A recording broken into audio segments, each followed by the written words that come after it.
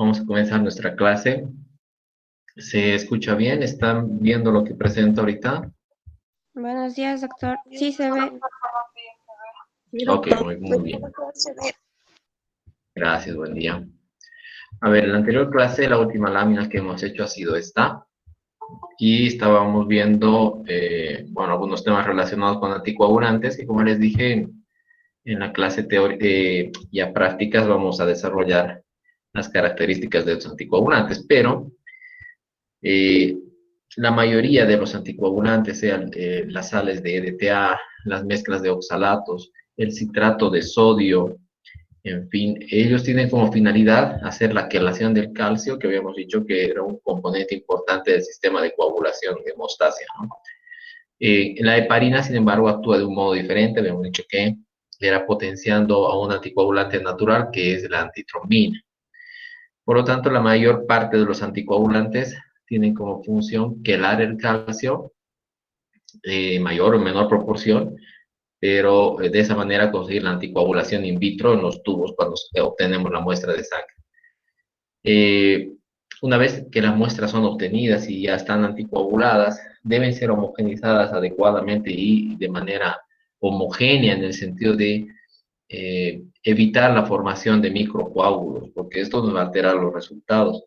Va a secuestrar, los coágulos secuestran leucocitos, secuestran plaquetas, van a disminuir los recuentos de eritrocitos, van a bajar la cantidad o concentración de hemoglobina, por lo tanto vamos a tener resultados totalmente alterados cuando vemos este tema de la formación de microcoágulos.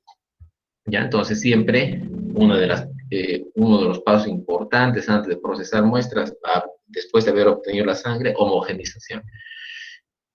Además, siempre considerar que la sangre tiende a sedimentar y tiende a los eritrocitos irse al fondo de nuestro tubo. Por lo tanto, si dejamos un tubo en reposo y lo queremos inmediatamente trabajar sin homogenizar, también vamos a tener errores, ¿no? Bueno, en la etapa analítica, nuestros recuentos están relacionados con la concentración de glóbulos rojos, glóbulos blancos, plaquetas, hemos dicho el hematocrito, el dosaje de hemoglobina y la fórmula leucocitaria que nos va a dar el porcentaje de las diferentes variedades de leucocitos que tenemos, es decir, neutrófilos, eosinófilos, basófilos, linfocitos y monocitos en condiciones normales. Evidentemente, cuando hay patologías podemos encontrar incluso fórmulas o formas inmaduras desde las etapas previas de maduración de los leucocitos también. Eso lo veremos en su momento en el tema apropiado. Hemos dicho que los glóbulos rojos podrían dar, o tal vez no sé si se lo he dicho, pero los glóbulos rojos dan problemas al momento de hacer recuentos manuales y es uno de los parámetros más oscilantes y más sometido a errores de proceso, en fin, los glóbulos rojos siempre son un parámetro complicado en el recuento manual. En los recuentos electrónicos, claro, va muy bien, pero en los recuentos manuales da problemas. Para hacer recuento de glóbulos blancos, por ejemplo, en el laboratorio, nosotros ¿qué utilizamos? Utilizamos un líquido, un diluyente que nos permita generar, está bien, la dilución que necesitamos, pero además nos permita lisar los glóbulos rojos, porque son los que nos van a incomodar en el recuento de glóbulos blancos. Es decir, nos deshacemos de los glóbulos rojos y contamos solamente glóbulos blancos. Y el líquido de TUC tiene esa propiedad, genera la dilución que queremos, está bien, pero además se encarga de lisar los glóbulos rojos para que ya no estén presentes al momento del conteo. Y este líquido de TUC está compuesto por ácido acético, por cristal violeta, que nos permite una mejor visualización de las células, y bueno, el agua destilada. Generalmente se genera una dilución de 1 en 20, quiere decir que utilizaríamos 380 microlitros de el diluyente más 20 microlitros de muestra y con eso generaríamos la dilución apropiada y además otra vez generaríamos la lisis de glóbulos rojos para que solamente queden glóbulos blancos en el tubo de recuento. Bueno, entonces la muestra se va a mezclar con el diluyente, se homogeniza por agitación puede ser un dispositivo automático o manualmente, ¿no? Y luego los recuentos se realizan en unos dispositivos que nosotros le llamamos cámaras de Neubauer. Estas cámaras de Neubauer, no sé si habrán tenido la oportunidad de verlas en algún otro momento, tal vez en inmunología han contado, no lo sé. Pero bueno, son dispositivos de vidrio que tienen unos cuadrantes centrales, unas superficies centrales donde se hacen los recuentos de las células. Una vez esta dilución que hemos preparado ya la tengamos lista para trabajar, se va a introducir aproximadamente 10 microlitros en estos cuadrantes, en cada uno de ellos, y se va a poder tapar o cubrir con un cubrecámara muy parecido a lo que es un cubreobjetos, y se va a observar al microscopio. Estas diluciones que hemos dicho aquí, estas diluciones las podemos hacer tanto manualmente, es decir, en un tubo de ensayo, un tubo de hemólisis, con la ayuda de unas micropipetas, o podríamos hacer, como se hacía antiguamente, utilizando lo que se conoce como pipetas de toma.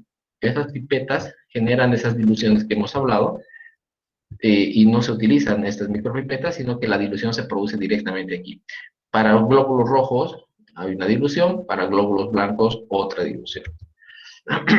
Eso lo vamos a ver todo en prácticas. Ahorita yo les estoy mostrando nada más para que vayamos familiarizándonos con este material, porque nuestras primeras prácticas tienen que ver con el desarrollo del hemograma. Y cuando vemos al microscopio estas cámaras, y vemos este retículo que está aquí al centro, cuando vemos al microscopio, lo observamos dividido de este modo. El microscopio lo observa perfectamente y de este mismo modo. Unos cuadrantes periféricos, que son 4, 1, 2, 3 y 4, donde se hace el conteo de glóbulos blancos, y este cuadrante central donde se hace el conteo de glóbulos rojos, ¿ya? Donde se hace el conteo de glóbulos rojos. Cada uno de estos cuadrantes tiene una superficie de 1 milímetro cuadrado.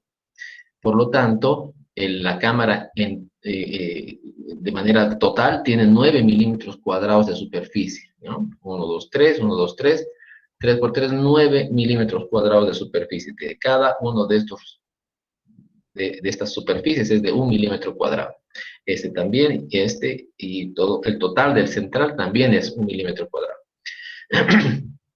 Tiene una profundidad, es decir, imagínense esto, ahorita está en un plano que lo estamos viendo desde arriba, una superficie, pero también tiene una profundidad, ¿no es cierto? Y esa profundidad de la cámara es de 0.1 milímetros, 0.1 milímetros. Por lo tanto, cada uno de estos cada uno de estos cuadrantes que nosotros decimos que tiene una superficie de 1 milímetro cuadrado, en realidad hay que multiplicar para tener su superficie por 0.1 milímetros de profundidad. Y si hacemos esa multiplicación, resulta que el volumen que entra en cada uno de estos es de 0.1 milímetros cúbicos. A ver, si yo les digo que la profundidad es de 0.1 milímetros, la profundidad de cada uno de estos es 0.1 milímetros y la superficie es de 1 milímetro cuadrado, para sacar el volumen que ocupa, multiplicamos 1, que es la superficie, por 0.1, que es la profundidad, y tenemos el volumen que entra en cada una de estos cuadrantes. Entonces es 0.1 milímetros cúbicos que entra en cada uno de estos cuadrantes. Imagínense el dispositivo, entonces maneja extensiones, volúmenes y superficies extremadamente pequeños, ¿no? Por lo que hay que hacer siempre con mucho cuidado los recuentos en la cámara de Neubauer, porque los errores pueden amplificarse cuando no se preparan bien la muestra, cuando no se carga bien la muestra y cuando no se hacen adecuadamente los recuentos. Los volúmenes son muy pequeños de muestra, las superficies de conteo son muy pequeñas, entonces los errores se pueden amplificar. Bueno, a ver, ¿se entiende un poco la descripción de la cámara de Neubauer? Sí, doctor, se entiende. Muy bien. Vamos entonces a ver. Y es lo que decíamos, ¿no? Si nosotros vemos la cámara de Neubauer de este modo, se la observa así. Cada uno de estos vamos a tener su superficie, ¿no? ¿Cómo se ubican las células? Cuando yo veo al microscopio, voy a ver las células ubicadas de este modo. Por ejemplo, en los cuadrantes de glóbulos blancos. Yo veo los cuadrantes de glóbulos blancos y estoy haciendo recuento de glóbulos blancos. Estos glóbulos blancos se van a acomodar de este modo y los voy a poder distinguir de esta manera. yo en la cámara de Neubauer no voy a analizar morfología, no quiero diferenciar si es neutrófilo, si es linfocito, no, lo que a mí me interesa es si es leucocito. Y como yo he lisado los eritrocitos al momento de hacer el preparado de muestra, todo lo que estoy viendo aquí son leucocitos. Son leucocitos. Por lo tanto, voy contándolos en la en el orden que yo quiera, pero manteniendo un orden, es decir, puedo utilizar ese orden de arriba a abajo, ¿no? O puedo utilizar un orden horizontal, pero siempre manteniendo ese orden. Y todas estas células que las voy contando, las voy a someter a unos cálculos que me va a decir que el número de células contadas, es decir, yo cuántas células he contado, no sé, pónganse que he contado 120 células, multiplico por 20, multiplico por 10 y divido entre 4. Y ese va a ser mi número de leucocitos por milímetro cúbico. ¿De dónde sale? 20 sale de la corrección de la dilución, ¿no? Si yo hago una dilución, una en 20, como hemos dicho, que se hace al principio para generar la dilución de glóbulos blancos y además para realizar los eritrocitos, debo multiplicar el resultado por esa dilución que he generado. Recuerden que siempre todo lo que se diluye, después hay que multiplicar por el factor para devolver la dilución. Multiplico por 20, multiplico por 10, que es la dilución que se genera por la profundidad de la cámara, que es 0.1 milímetros, y divido entre 4 porque es el número de cuadrantes que yo he contado, es decir, para que yo al final tenga mi resultado en milímetros cúbicos, o por milímetros cúbicos.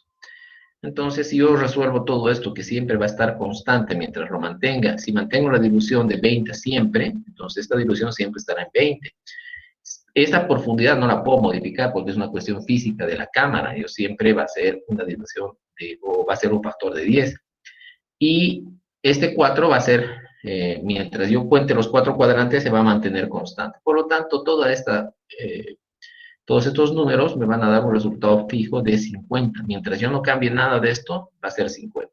Por lo tanto, el número de células que yo cuente lo multiplico por 50 y tengo el recuento por milímetro cúbico. Es decir, otra vez, si yo he contado, no sé, 100 células en los 4 cuadrantes, diré que 100 la voy a multiplicar por 20, voy a multiplicar por 10 y voy a dividir entre 4.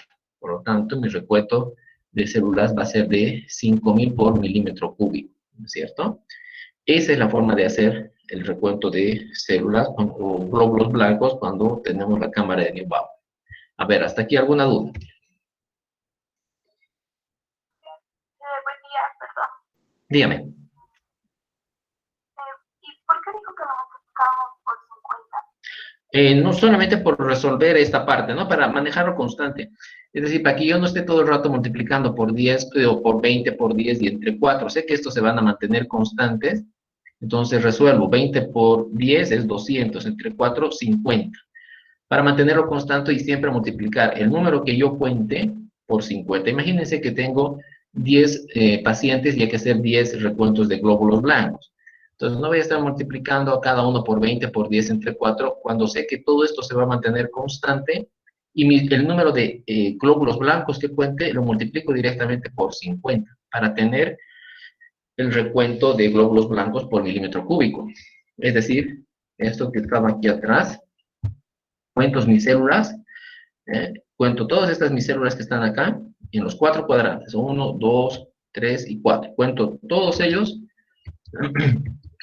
los multiplico por 20, que es la dilución que se genera con el líquido de Turk, por 10, que es el factor de dilución generado por la profundidad de la cámara, entre 4, que es el número de cuadrantes que hemos contado, y todo eso me va a dar el resultado de leucocitos por milímetro cúbico. Ahora, este 50 sale de multiplicar 20 por 10 y entre 4, para mantenerlo como un número constante. ¿Está bien? Gracias, no estaba entendiendo. Ok, está bien. Bueno, a ver, sobre los valores de referencia, realmente pueden existir variaciones muy grandes, dependiendo de la edad, sobre todo, y algunas condiciones fisiológicas. Pero miren, la edad para adultos normalmente podríamos aceptar como un promedio entre 5000 y 10000. Ya siempre verán en la literatura algunas variaciones, 4000, 4500, a 9500, a 11000, a 10500, en fin. Como un promedio más o menos uniforme de 5.000 a 10.000 para los adultos, glóbulos blancos por milímetro cúbico. O 5 por 10 a la 9 por litro, ¿ya? Dependiendo del tipo de unidades o sistema de unidades que se utilice. Ya les digo, 5.000 a 10.000 era la forma clásica y antigua de manejar los recuentos de glóbulos blancos y rojos y qué sé yo, en las unidades por milímetro cúbico, que en nuestro país todavía siguen vigentes porque los médicos están todavía acostumbrados a ver esos recuentos, pero lo cierto es que ya se maneja las unidades internacionales que son por 10 a la 9 por litro, o sea, 5 a 10 sería nuestro valor de referencia, por 10 a la 9 por litro. ¿Ya? Esos serían nuestros valores de referencia si los manejamos en el sistema internacional. Para niños hay variaciones. Miren, fíjense, desde el momento del nacimiento, para los recién nacidos pueden ir desde 12.000 a 25.000 glóbulos blancos por milímetro cúbico. Y no sé ningún significado de infección ni nada por el estilo, simplemente por respuesta de la médula, que es muy activa en los recién nacidos. Hasta el año más o menos puede ir entre 6.000 a 18.000 glóbulos blancos. Después van bajando las cifras y entre los 6 a los 12 años entre 4.500 a 13.500, ya les digo, dependiendo de población. ¿Sí? Si ustedes ven las tablas que hay para valores de referencia en hemograma, en glóbulos blancos, van a ver una gran varianza, ¿ya? Y es lo que les decía, ¿no? Las notaciones en las cuales se puede hacer para nosotros en el sistema internacional es células por litro, que es lo que actualmente se está informando. Entonces, 5.000 por milímetro cúbico equivale a 5 por 10 a la 9 por litro, glóbulos blancos. Hay que ir manejando esa tendencia, ¿ya? Aunque, como les digo, también en nuestro medio está acostumbrado a expresarse por milímetros cúbicos, pero ya de manera uniforme internacionalmente se maneja en la notación científica de células por litro, es decir, glóbulos blancos por 10 a la 9 por litro.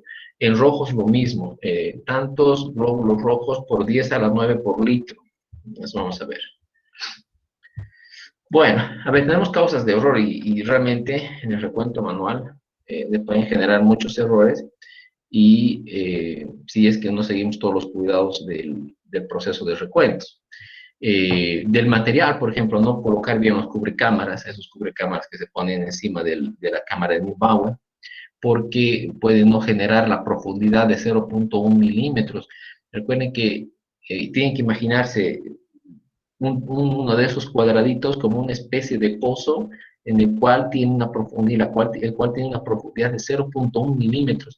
Pero esa profundidad no se genera solamente por la propia profundidad de la cámara, sino debe estar sellada con el cubrecámara. Y si ese cubrecámara no es el correcto o no está bien colocado, puede que esa profundidad de 0.1 milímetros no se genere en esa dimensión. Entonces, por ejemplo, uno de los errores, la suciedad o la cámara mal lavada, no poner los líquidos en la concentración adecuada, restos de grasa, una cámara desgastada, en fin. Todas estas cuestiones pueden alterar los recuerdos, ¿no? En el momento de la extracción de sangre, presencia de coágulos, si se va a utilizar esas pipetas de toma que les he mostrado hace rato, las vamos a describir en prácticas, y no se han cargado adecuadamente, si la cámara se ha llenado con burbujas, en fin, varios errores en la parte técnica que pueden generar alteraciones y coeficientes de variación muy altos entre los recuentos de glóbulos blancos, rojos, plaquetas, lo que hagamos en la cámara de Neubauer, ¿no? Del operador no debería, por lo menos la parte visual hacia la cámara de Neubauer, es decir, si alguien prepara la cámara de Neubauer y se la presenta a dos personas para que hagan el conteo, realmente dos personas bien entrenadas no deberían tener errores o no debería haber coeficiente de variación entre las dos personas. Pero el error, como les digo, viene en los procesos de cargado de la cámara. Desde la dilución de la muestra hasta el cargado de la cámara. Ahí pueden venir los errores. Luego, dos personas bien entrenadas deberían leer del mismo modo, es decir, deberían contar lo mismo.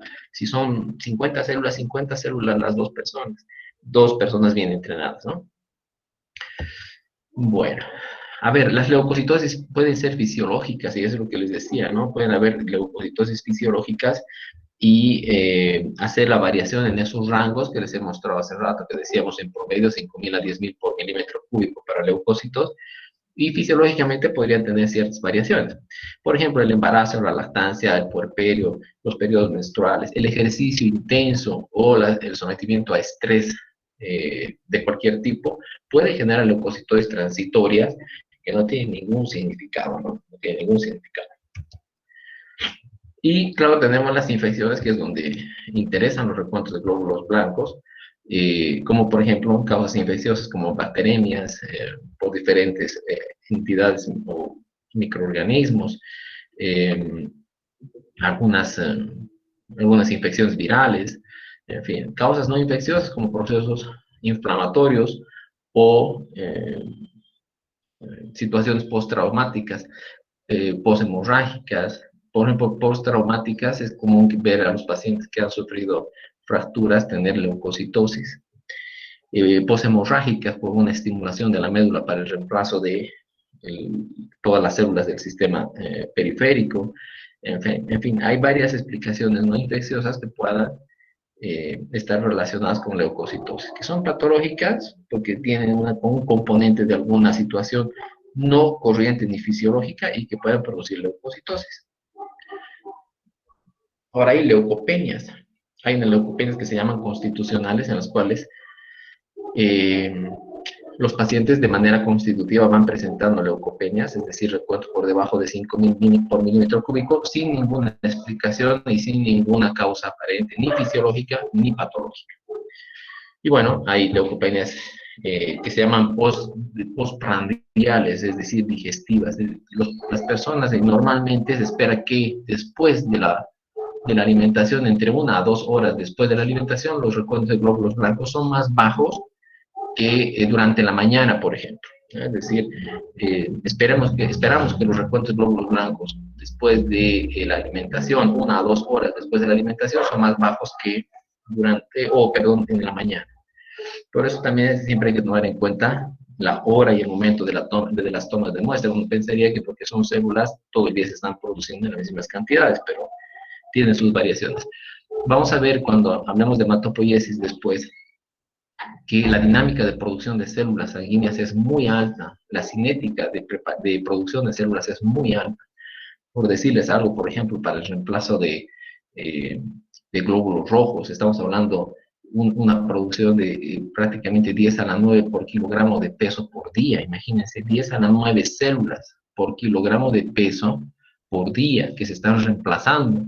Entonces, hay una dinámica y una cinética de reemplazo de células muy grande en el sistema circulatorio periférico, desde la parte medular, ¿no? Y miren, estos son los leucocitos según la edad. No es mi intención que se aprendan de memoria cuáles son los valores de referencia según las edades, pero lo que yo quiero es que tengan idea que hay una variación entre recién nacido hasta llegar a la edad adulta con con los recuentos de glóbulos blancos. Tenemos unas variaciones, es decir, tengan clara la parte de la tendencia que existe en cuanto a los recuentos de glóbulos blancos. Que el momento del nacimiento tenemos recuentos muy altos, fíjense, para esta tabla va desde 9.000 a 30.000 por milímetro cúbico, con un promedio de 18.000. Estas cosas sí, es las que quisiera que sepan, la tendencia que existe en los recuentos desde el momento del nacimiento hasta llegar a la edad adulta. ¿No? A ver, ¿alguna duda hasta acá?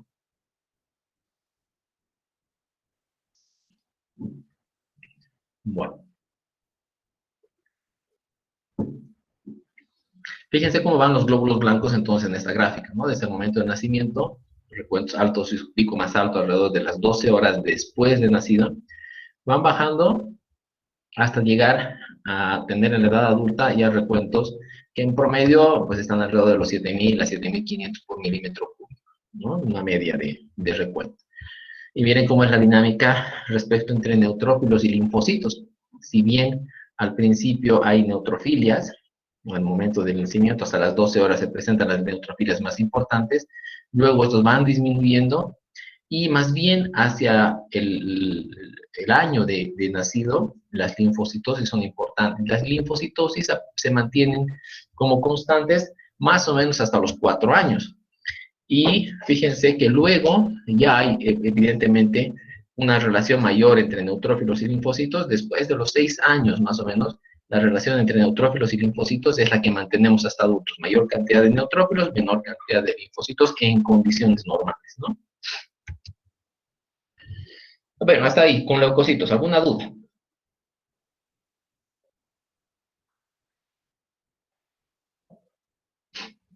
Bueno. Otro de los parámetros que medimos en el hemograma es el dosaje de hemoglobina. Y en ese dosaje de hemoglobina sigue siendo un método recomendado por la ICCH, que es el Comité Internacional para la Estandarización de Hematología. Sigue manteniéndose el método de la cianometahemoglobina, y aunque ustedes no crean, la hemoglobina que se hace manualmente en el laboratorio, lo hacemos de manera manual, a través de este método de cianometahemoglobina, sigue siendo el mismo método que utilizan los contadores hematológicos automatizados. Utilizan un reactivo que es, o que genera una reacción similar a utilizar cianometahemoglobina. Y sigue siendo el mismo tipo de reacción para el dosaje de hemoglobina, tanto en vivo, tanto manual como automático. El reactivo original mantenía esta composición, se llamaba reactivo de Drapkin, era el reactivo original desde 1966, que se manejaba un reactivo aprobado por la ICCH, que tenía sales tenía ferricianuro de potasio, tenía sales de cianuro, tenía un buffer fosfatos, en fin. Todo esto, algunos componentes han ido modificándose, sobre todo en utilizar sales de cianuro por condiciones obvias, ¿no? De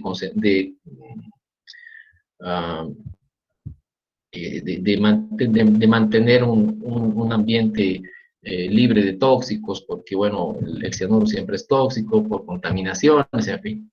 Se han ido modificando. Algunos ya no llevan cianuro, llevan llevan mezclas de urea, en fin, para generar un efecto tensioactivo.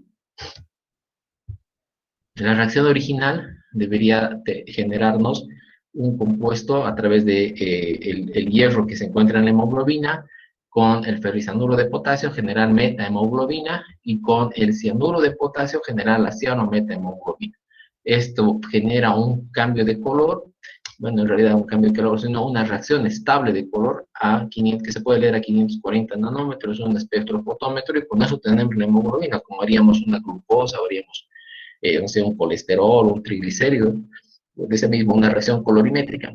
A diferencia de algo, es que cuando yo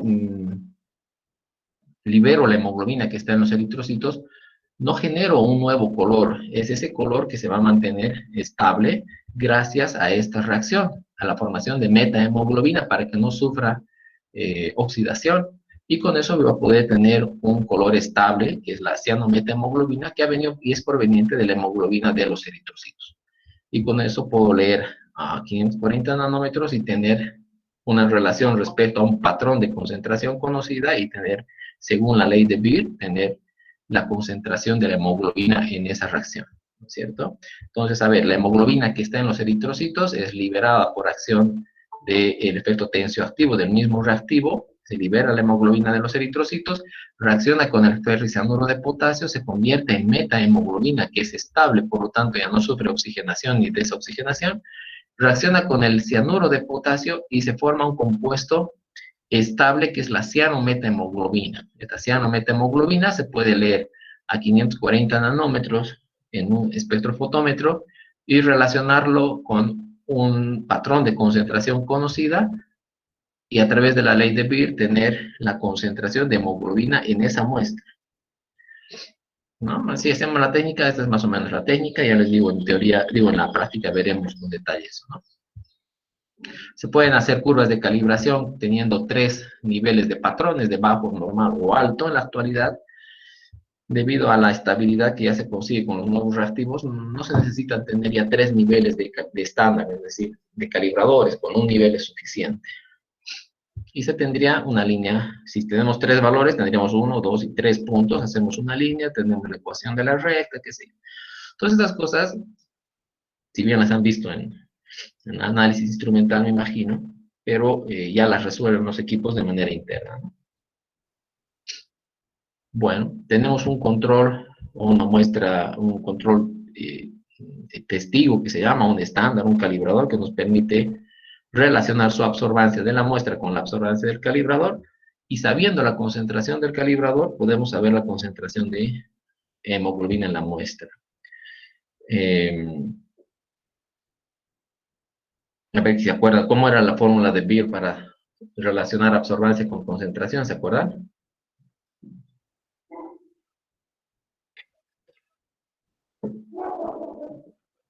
A ver, ¿se acuerdan o no? La concentración de la muestra, es decir, en este caso de hemoglobina en la muestra, va a ser igual a la concentración del estándar entre la absorbancia del estándar multiplicado por la absorbancia de la muestra. Y esa es la relación de Beer. Entonces, con eso yo tengo la concentración, en este caso, hemoglobina en la muestra. Otra vez, si quiero saber la concentración de hemoglobina en la muestra, es concentración de hemoglobina va a ser igual a la concentración del estándar. Esa concentración yo la tengo que saber, esa concentración viene en el reactivo, esa concentración me están dando, yo la tengo que conocer. Concentración de ese estándar dividido entre la absorbancia que me genera la reacción de ese estándar y lo multiplico por la absorbancia que me genera la reacción de la muestra. Y con eso tengo la concentración de, con eso tengo la concentración de la muestra, ¿sí? En gramos por litro. En gramos por decilitro, perdón. A ver, ¿alguna duda? ¿Se ha entendido esa parte?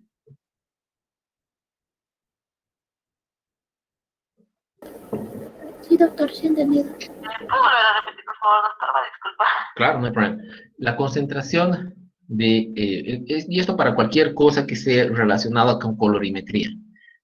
La idea de la ley de Beer era relacionar un estándar de concentración conocida con la absorbancia que genera ese estándar y respecto a la absorbancia de la muestra. Entonces, la concentración para cualquier analito va a ser igual a la concentración del estándar, esa concentración conocida del estándar, entre la absorbancia del estándar por la absorbancia de la muestra. Y con eso yo sé la concentración analítica de la muestra, sea lo que sea, hemoglobina, glucosa, triglicéridos, colesterol, todo lo que sea, tenga que ver con colorimetría se resuelve así. Absorbancia, perdón, concentración de la muestra es igual a concentración del estándar entre la absorbancia del estándar por la absorbancia de la muestra. ¿Sí? Ok. Bueno. Y estas curvas que se ven aquí, por ejemplo, bueno, en realidad son rectas, bien chistoso se dice curvas, pero son rectas.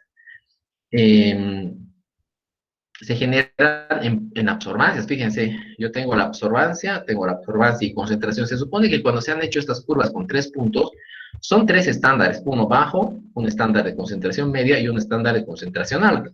A ver, imagínense, a mí me dan, mi set de reactivos tiene 3 estándares. Uno que tenga una concentración de 7 gramos por decilitro de hemoglobina. Otro tiene 12 gramos por decilitro de hemoglobina. Y el otro tiene 20 gramos por decilitro de hemoglobina. Tengo los 3 estándares, ¿no? 7, 12 y 20 gramos. A esos hago la reacción. Hago la reacción con ciano, metahemoglobina, todo hago la reacción. Leo en el espectrofotómetro y me genera unas absorbancias. Y entonces las absorbancias van en este eje, concentraciones en este eje. Yo, como sé la concentración, 7, veo cuánto de absorbancia me da, aquí. Muy bien. 12 gramos por decilitro, como conozco la concentración, 12 gramos por decilitro, ¿cuánto me da de absorbancia? Aquí. Pongo el punto y lo mismo para 20. Pongo el punto según la absorbancia, trazo mi línea recta y ya tengo una curva que se llama de calibración para hemoglobina. Si esto lo hago manualmente, tengo 3 puntos de calibración, tengo ya la recta de calibración. Ahora, cuando venga ya mis pacientes y yo lea sus absorbancias, voy a ver absorbancia aquí, no sé, un valor, lo interpolo en mi recta, vengo abajo y veo la concentración. Ya tengo la concentración de esa muestra. Todo eso es manual. Pero cuando ya tengo yo unos lectores de unos fotocolorímetros ya semiautomáticos que me permiten hacer todo esto de manera interna, La interpolación la va a hacer el equipo automáticamente. Yo solamente voy a poner el tubo. El equipo va a leer absorbancia en su software y en todo su algoritmo que tiene, hará la lectura en la curva y me va a dar la concentración definitivamente. Esto es lo que hacen los equipos de manera semiautomática y automática. Manualmente yo haría así, pondría los 3 puntos, hago mi trazado de recta, leo absorbancias después de mis muestras, todas mis muestras las voy leyendo acá, vengo por acá, otra absorbancia, la leo por acá, donde sea, pero ya veo absorbancias en el eje Y. Y de esa manera se hacen las curvas de calibración, ya les digo, son curvas, se dice curvas, pero son rectas. Como les dije, normalmente ya los sets para dosaje de hemoglobina, si se hace manualmente, ya no vienen con 3 puntos, vienen con un solo punto. Entonces, de 0 hasta, no sé, dependiendo del set, pónganse 18 gramos por decilitro de concentración. Entonces, hace una sola recta, de 0 hasta 18 ya tienes. Y todas las muestras igual, se van a ir leyendo absorbancias contra la curva y para sacar concentraciones. Simplemente eso, dependiendo del, ya como les digo, ya no vienen con 3 calibradores, vienen con uno, ¿no? Bueno. Decíamos sobre los valores de referencia. Los valores de referencia tienen, para hemoglobina, tienen varianzas. A ver, ¿quién me dice qué puede qué puede influir entre los valores normales? O sea, no patológicos, no enfermedades, valores normales de hemoglobina. ¿Qué situaciones pueden influir o hacer que varíen? A ver. Podría ser la alimentación, doctor. Ya, debería ser alimentación. Después,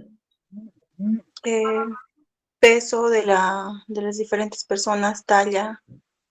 ya puede ser. Después, Edad también, doctor. la edad, ya, eso sí, muy bien. Después, algo que es importante, alguien estaba diciendo por ahí.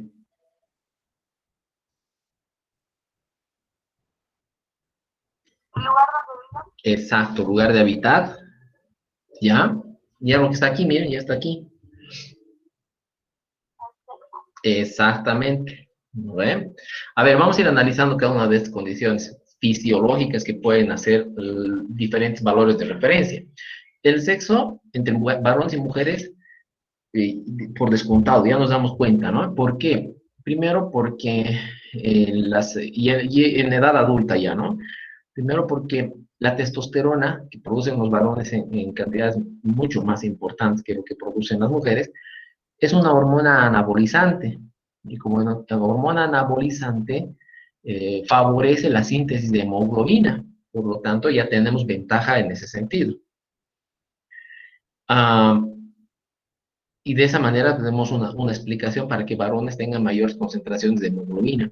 Además, le sumaremos que las mujeres en edad fértil van haciendo una pérdida mensual por la menstruación de sangre.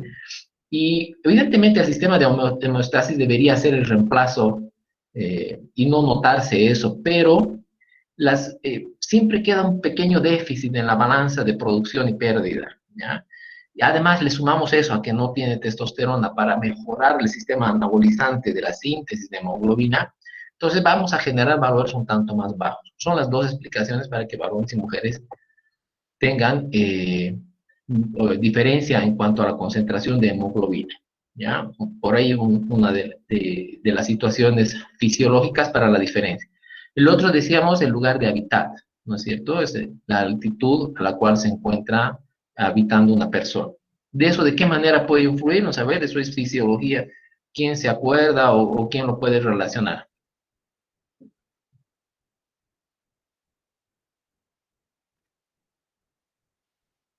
A ver, digamos, ¿qué recuerdan eso?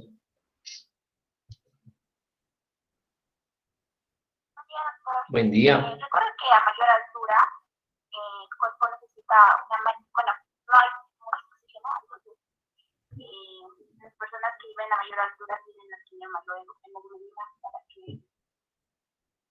su sistema Ya. funcione adecuado. Ya, bien, vamos bien. Entonces, a ver, es cierto, ¿no es cierto? Mayor altitud. En realidad, claro, o sea, nosotros siempre manejamos, ¿no? Este tema, es decir, hay menos oxígeno, por decir, en Potosí que en Santa Cruz. Y en realidad toda la atmósfera tiene una misma composición eh, de oxígeno. Lo que sucede es la presión parcial con la cual ingresa ese oxígeno a los pulmones. Evidentemente, en Potosí, aunque hay la misma cantidad de oxígeno, pero la presión parcial con la que ingresa a los pulmones es más baja. Y eso hace de que la eficiencia con la cual se realiza el proceso de ventilación y después respiración celular es menos importante que lo que sucedería a nivel del mar. A nivel del mar tenemos una presión parcial de ingreso del gas, del oxígeno hacia los pulmones con mayor presión y de esa manera el intercambio gaseoso en los alvéolos pulmonares también es favorable para que pase el oxígeno hacia la circulación y se pueda producir todo el resto, ¿no? Entonces sí que es cierto. Presión parcial es importante y deducible de eso el lugar de habitar. O sea, el lugar donde habita la persona hace que los niveles de hemoglobina puedan ser más o menos. Entonces, ¿qué es lo que sucede? Como decía su compañera, en un lugar donde estemos, por ejemplo, de altitud, donde va a suceder este evento de no tener una disponibilidad óptima del gas oxígeno en los alvéolos pulmonares por una falla, o bueno, por una menor presión parcial, ¿qué es lo que va a suceder? Los tejidos se van a encontrar menos oxigenados, ¿no es cierto? Porque, claro, no va a poder recibir todo el oxígeno que debería de esos tejidos. Y recuerden que tenemos un sensor en las células peritubulares renales para la síntesis de eritropoyetina. Cuando esas células peritubulares renales entran en hipoxia por, por falta o por una falta de tensión de oxígeno en la circulación sanguínea, esas células empiezan a producir eritropoyetina. Esa eritropoyetina es una hormona que va a tener su acción en la médula ósea para inducir una mejor síntesis de eritrocitos, mejor síntesis, bueno, no síntesis de eritrocitos, mayor hematopoiesis, eritropoiesis en este caso, y una mayor síntesis de hemoglobina. Por lo tanto, vamos a tener niveles más altos de hemoglobina. ¿Qué quiere decir? Que como la tensión parcial del organismo no la puede mejorar, porque no le toca, no puede hacerlo, lo que sí puede mejorar es aumentar el número de eritrocitos para que puedan llevar el oxígeno, aunque no estén totalmente saturados de oxígeno, pero con mayor rapidez. Es decir, imagínense, yo tengo que botar escombros de una casa y es demasiado pesado, entonces, como si voy a contratarme 2 peones para botar escombros, y estos 2 pobres van a tener que ir y venir tantas veces, que mejor me contrato 100 peones y vacío rápidamente los escombros de la casa. Algo así es lo que hacen los eritrocitos. El organismo en su sistema de homeostasis lo que dice, bueno, no puedo mejorar la cantidad de los eritrocitos que tengo ahorita, me están yendo prácticamente vacíos porque no puedo saturarlos. Entonces, aumentaré el número para que, aun cuando estén yendo poco saturados esos eritrocitos, sean más cantidad de eritrocitos y puedan distribuir el oxígeno en todo el organismo. Y eso es lo que sucede. Por eso es que la hemoglobina puede tener valores más altos en, por ejemplo, por darles algo, Potosí, que la hemoglobina que sucede en Santa Cruz. En Santa Cruz, la saturación que reciben esa hemoglobina en los pulmones es mucho más alta su saturación de lo que es en La Paz o en Potosí, por decir esa.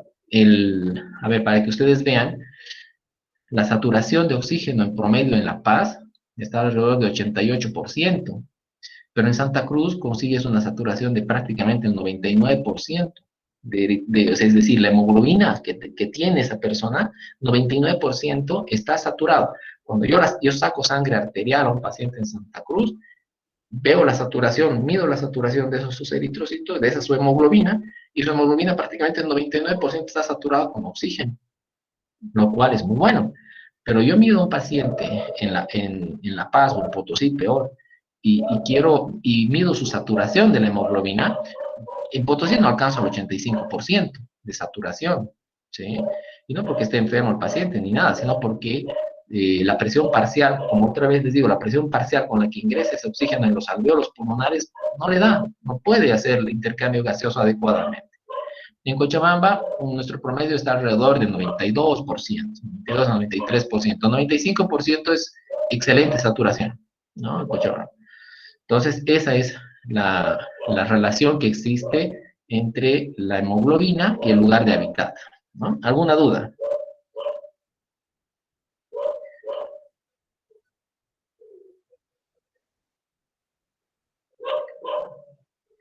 ¿Preguntas, chicos? ¿Han entendido?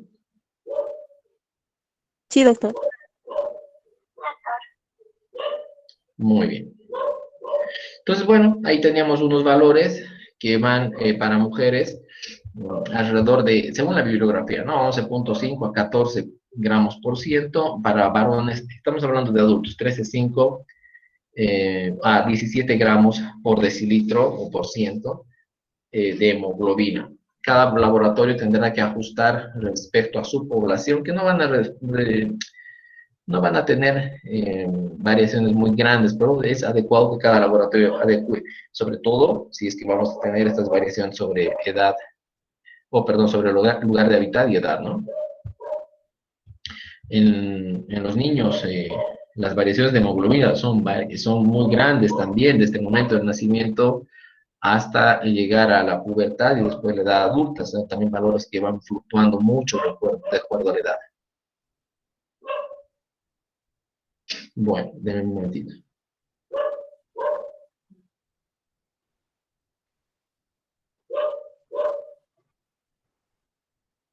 A ver, el hematocrito, otro parámetro del hemograma. El hematocrito en realidad es el volumen globular y así más facilito es el porcentaje de eritrocitos que están presentes en el total de la sangre. Por eso el hematocrito se expresa en porcentaje. Si yo digo hematocrito es 50%, ¿qué quiere decir? Que 50% de la sangre son eritrocitos. A eso se refiere el hematocrito en términos así muy, muy generales, ¿no es cierto? Entonces, es fácil medirlos. Yo, el hematocrito, puedo centrifugar un tubo, medir y ver, expresarlo en porcentaje, cuánto está ocupando esos eritrocitos. Eso lo podemos hacer en unos tubos capilares, ¿se acuerdan? Debió ver los tubos capilares, estos para hacer algunas pruebas siempre prácticas. En esos tubos capilares yo cargo sangre, los centrifugo en una centrífuga especial por la disposición que tienen los tubitos, luego mido la cantidad de eritrocitos que se han sedimentado o se han centrifugado, los comparo con el total de la sangre, sé el porcentaje y ya voy a saber. Entonces tenemos más o menos así, ¿no? Podemos extraer sangre en estos tubos capilares, tanto sean por sangre venosa o por punción digital o capilar. Los llenamos, los centrifugamos a 15.000 revoluciones, 8 minutos y los vamos a leer. Y cuando yo leo en este dispositivo, se llama Abaco, ¿no es cierto? Es un dispositivo que me permite relacionar de manera rápida. Ya veremos que también lo podríamos hacer sin esto. Me permite relacionar de manera rápida. Si tengo el tubo cargado con sangre hasta aquí, después de centrifugado, veremos que los eritrocitos han pasado a sedimentarse, ¿no es cierto?, a precipitarse. Recuerden que la sangre es no solamente los elementos formes, sino también es la parte líquida, y esta parte líquida se conoce como plasma, ¿no? Entonces, hasta aquí es el 100% de la sangre. Esta parte son los eritrocitos, por lo tanto, es mi porcentaje que se lee en este lugar del ábaco y ya me da directamente el porcentaje o en relación porcentual de eritrocitos. Si lo vemos así en dibujito, yo veo aquí que es esta línea, veo aquí esta línea y me sale 43%. Ese es el hematocrito directamente, es un valor muy rápido, muy fácil de obtener. Si no, y aquí otra vez, ¿no? Centrifugado lo que tenemos. Si no tengo el ábaco, ¿cómo puedo saber qué porcentaje de eritrocitos hay? O es decir, ¿cuál es el hematocrito? Sin ábaco, ¿cómo podríamos hacer? A ver, ¿qué idea se les da? En esta gráfica, por ejemplo, ¿qué idea se les da? ¿Se puede medir con una regla? Sí, tal cual, ¿no? ¿Cómo mediríamos? Mm, La parte amarilla, supongo. Por una fórmula igual se podría. Sí, podríamos hacer una fórmula, también podríamos, bueno, en realidad, a ver, una fórmula podemos hacer, ¿no? Pero es una relación casi como regla de tres nomás, ¿no?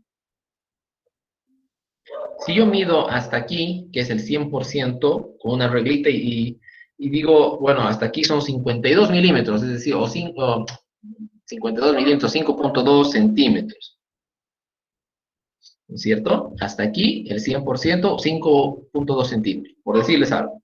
Mido lo que se ha sedimentado, los eritrocitos, y me diga que son 3 centímetros o 30 milímetros.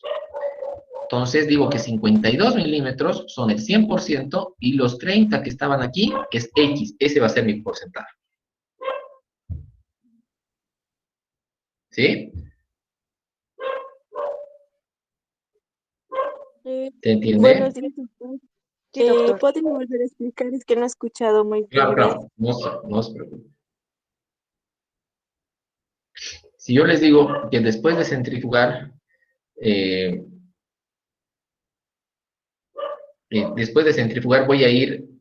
voy a medir, después de centrifugar tengo esto, voy a medir de aquí hasta el inicio, pero no tengo un punto aquí mejor. Voy a medir desde aquí hasta aquí 100%, ya sé. Digamos que mida, por darles un dato, 50 milímetros o 5 centímetros. 5 centímetros. Entonces, 100% de aquí hasta abajo, 5 centímetros, 100%.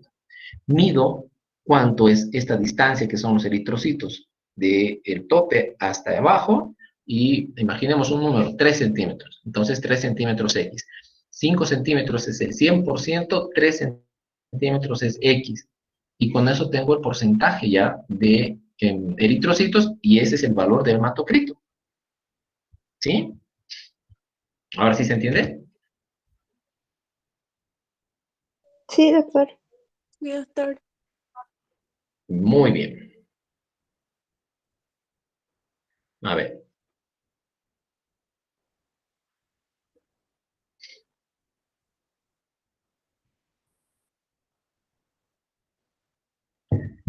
Entonces, eso es hematocrito. Ahora, los hematocritos, a ver, obviamente que si es el porcentaje de eritrocitos que están en el total de la sangre, tiene que ver con eritrocitos y tiene que ver con hemoglobina, ¿no es cierto? Porque todo lo que tiene que ver con eritrocitos tiene que ver con hemoglobina. Entonces, tienen una relación ah, ah, muy frecuente con la hemoglobina. Más o menos el hematocrito resulta ser 3 veces el valor de hemoglobina, pero tampoco piensen que es exacto, ¿no? Es decir, para una hemoglobina de 13, por ejemplo, el hematocrito tiene que estar rondando el 39, 40%. No, ya les digo, no es un valor eh, exacto, pero tiene esa relación. 3 veces la hemoglobina, más o menos. Bueno, ¿cuáles son sus valores de referencia? Otra vez, entre varones, mujeres, edad, lugar de habitar, el hematocrito va a cambiar y va a variar. En términos generales, los recién nacidos generan unos hematocritos muy altos, entre 52 y 65%. Para varones, para varones vamos entre 40 a 53% y mujeres entre 36 a 47%. ¿Sí? Esos son los valores de referencia que más o menos tenemos. Otra vez, siempre mantengan la idea de que va a estar afectado por edad, por sexo, por lugar de hábitat. Esas son las situaciones más frecuentes de modificar estos valores. ¿Sí? Claro, si está relacionado con hemoglobina y hematocrito, tendrá que ver en cuanto a patologías con las anemias, con las fases de recuperación en la pérdida de sangre, en las personas embarazadas, en fin, algunas situaciones que demanden mayor dinámica en la síntesis de hemoglobina y en la eritropoiesis, ¿no? Valores altos se llaman eritrocitosis. En las eritrocitosis los valores de hematocrito también superan el 52-54%, lo que antes conocían como poliglobulias, ¿no? Y en ese sentido, fíjense que en los lugares de altitud como La Paz, Potosí, qué sé yo, se producen eritrocitosis que se llaman compensatorias. Esas compensatorias son ¿a qué? a la falta de saturación de la hemoglobina que tienen por la altitud y la baja tensión parcial de oxígeno en los alvéolos pulmonares. Entonces, eso hacen las eritrocitosis compensatorias. El problema, muchas de estas personas que están habitando en altitud, es que llega un momento, pasado los 50, 55 años, donde se producen eritrocitosis tan altas, en algunos, no quiere decir que todas las personas, pero en algunas personas se producen eritrocitosis tan altas, que genera, obviamente, una eritrocitosis, genera mayor gasto cardíaco, ¿no es cierto? Porque si tienes mayor cantidad de sangre, esta se vuelve más viscosa, genera mayor trabajo al corazón, genera problemas pulmonares y tienden a empezar a emigrar de los lugares de altitud y empezar a bajar a otros sitios como Cochabamba, finalmente Santa Cruz, no lo sé, pero lugares donde no se necesite tanto requerimiento de eritrocitos y donde la compensación no tenga que ser al nivel en el que se hace en ese lugar de altitud. Entonces hacen esas eritrocitosis compensatorias que en algún momento pueden resultar patológicas y generar problemas. Primero, por aumento de la viscosidad de la sangre, mayor gasto cardíaco que puede generar problemas cardíacos y derivar en problemas pulmonares. Entonces tienden a bajar a lugares de menor altitud como Cochabamba o otros lugares, ¿no?